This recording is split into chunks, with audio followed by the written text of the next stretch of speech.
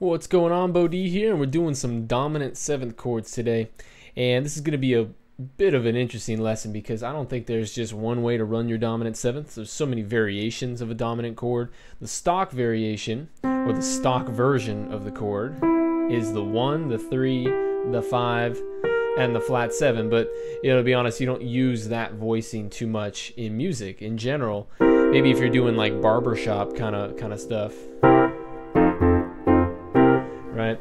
So what I like to do is I like to run the different aspects of the dominant chord. So first thing I always like to do is run the tritones in the dominant. That means the 3 and the 7 of the chord make the interval called the tritone. I like to run those descending with a descending chromatic bass line. It gives you tritone substitution chords. Don't worry about it, just do it.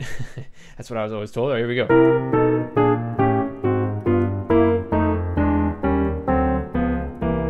Okay, that's actually a really good exercise because you're going to see a lot of dominant chords back to back like that, so that's a really nice one to do.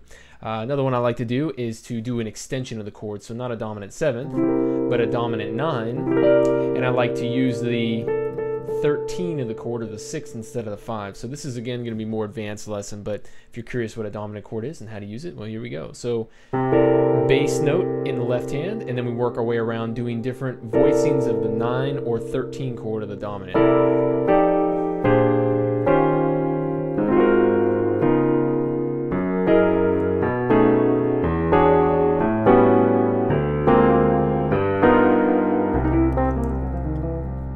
And I don't know if you necessarily have to just work one exercise. I think you just want to do a dominant chord. If you see a dominant, you want to be able to bring it out and voice it in some way. So when I say, hey, you don't really have to do everything in root position, that's okay. You can start on the 3rd on one, start on the 7 on another, 3, 7, you can mix it around a little bit. You just want to have the, if it says dominant, you want to have a representation, that's the word, of a dominant chord.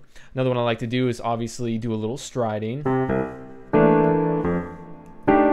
And again, it's a little bit tougher, but I think it's going to really help your striding.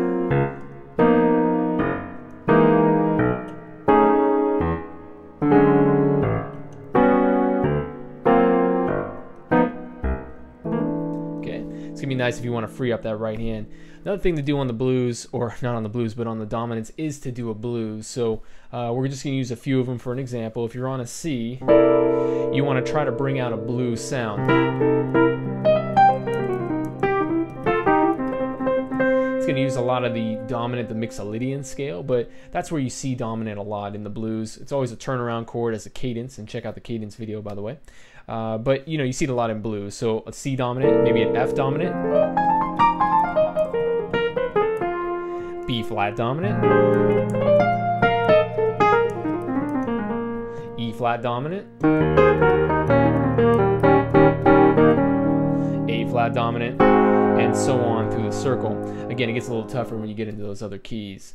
So dominant chords really working a voicing of the dominant in some form or another in your left hand, in your right hand with the root, somehow striding it, and then also doing variations of a dominant chord like an alt chord or a flat 9, just some way to represent it. And we're going to try that now. So using the dominant, and then maybe inverting into the alt chord.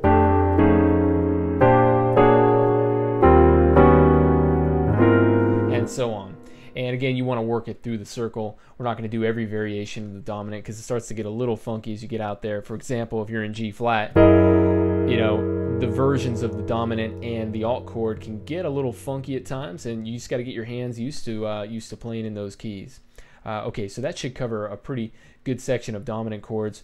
Run it around the circle. Run that descending tritone exercise. Also, you can do that ascending. Okay, usually you tend to see tritone stuff going, I keep pointing left as if there's something over here. A guy jumps out, hey, I see some sort of descending line, so descending down the piano. But we're going to take it out. We'll do a little bit of blues, a little stride, a little dominant. 7th action. Sounds like fun, right? Dominant 7th action.